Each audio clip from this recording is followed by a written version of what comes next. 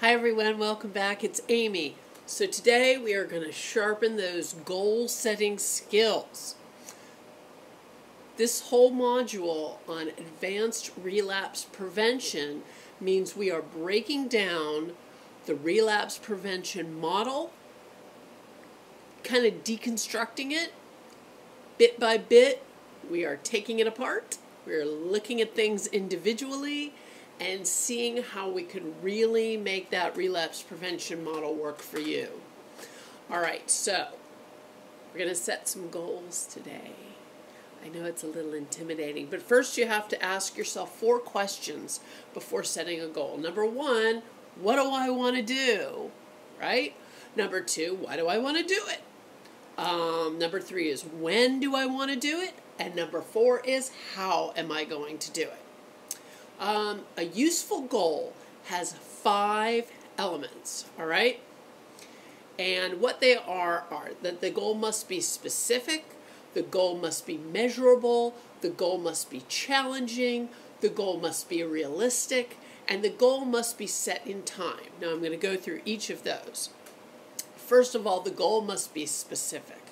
It describes what you want to do in as much detail as possible. A good example would be something like, I want to participate in a sex offender rehabilitation program and make a concentrated effort in my therapy to change my behavior. All right, do you see how specific that is? Or let's say you want to go back to school. I am going to, you can't just say, I want to go back to school. That's not specific enough. You have to decide, I want to go to this school and I want to study this, and I'm going to go and to the registrar's office and I'm going to get information. It's got to be really specific. But just saying, I want to stop drinking or I want to spend less money, it's just too broad. And that's not a real goal. All right, the next thing is the goal must be measurable. A useful goal is described in terms that can be clearly evaluated. A bad example is, I want to be healthier. That can mean any number of things. What are you doing now that's not healthy? So to just say, I want to be healthier doesn't work. But if you want to say, I'm going to exercise 3 times a week, that is measurable. You see the difference? All right. The next thing is that it's got to be challenging. It takes energy, effort, and discipline to achieve this goal. All right, so a bad example is I want to finish all my paperwork today. What does that mean? What kind of paperwork? Again, it's too broad.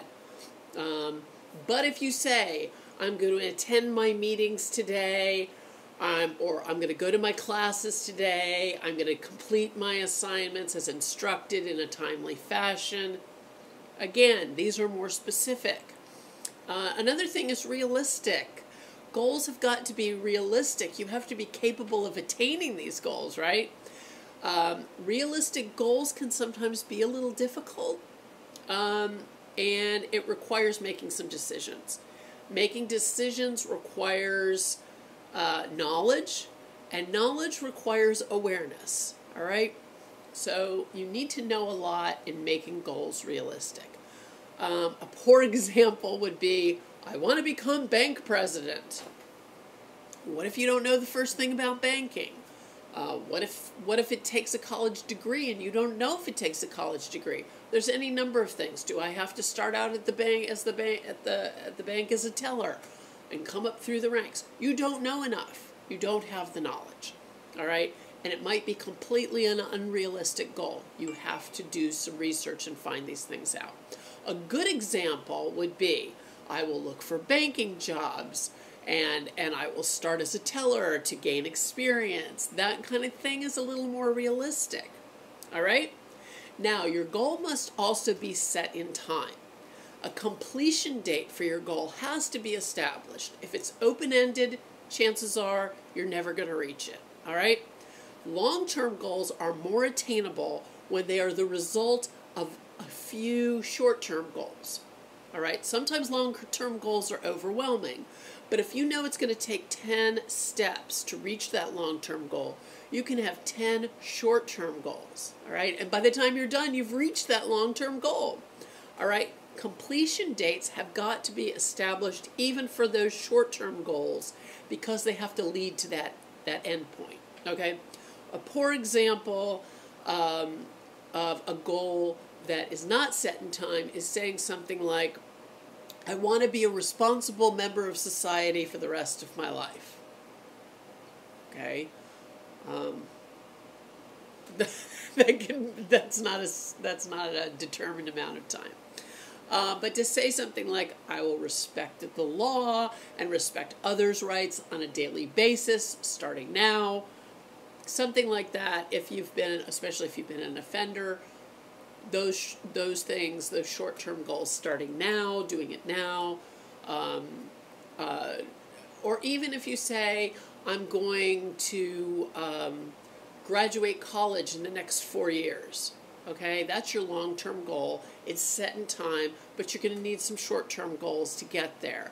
I'm going to look up colleges, what college, I'm going to give myself 2 weeks to find out what the best colleges are in my area, which offer the best programs for what I want to do. In 2 weeks, I need to be able to check that off my list. In the next week, I'm going to look up financial aid, and now I can check that off my list. You see, these short-term goals will eventually lead you to that long-term goal, all right? But it's important to come up with those short-term goals first so things don't seem overwhelming.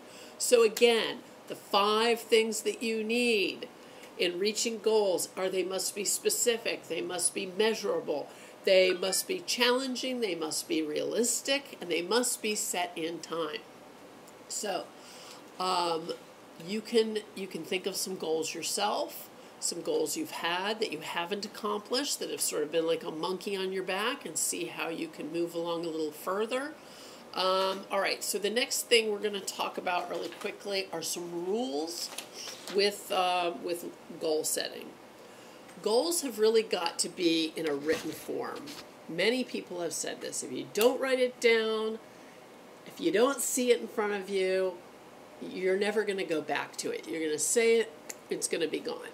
And you have to identify that time frame for each accomplishment. You have to imagine yourself reaching it. It's so important for you to visualize that.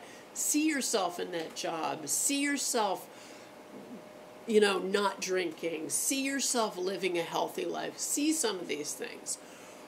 When the time frame has elapsed, determine if you've reached your goal or not, and if you haven't, why you haven't.